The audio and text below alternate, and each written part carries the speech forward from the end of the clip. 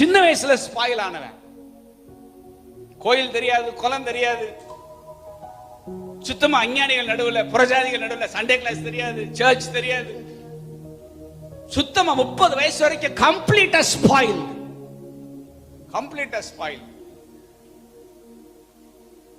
ஆனா எனக்கு எது இப்படி என்னை மாத்துச்சு, என் ஃப்ரெண்ட்ஸ் எல்லாம் பார்த்துட்டு போடா எங்களால விளங்கிறவே என்னன்னா முடியல. ஒருத்தர் சொன்னாரு, நான் நடந்து வரதை பார்த்துட்டு, டே சாமி இருக்கிறாருன்னு உன்னை பார்த்து நம்புறேன்டா அப்படின்னாரு.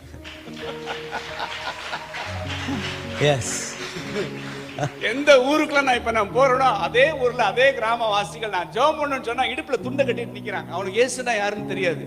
ஆனா என்னை பார்த்த உடனே இடுப்புல துண்டை கட்டுறான். ஜோசு ஒரு ஜெபம் பண்ணு அப்படின்றான்.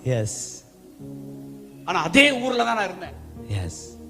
அதே ஊர்ல 30 வயசு வரைக்கும் எவ்வளவு டேமேஜ் யோசிச்சு பாருங்க. மனசு எப்படி பாழாயிருக்கு யோசிச்சு பாருங்க.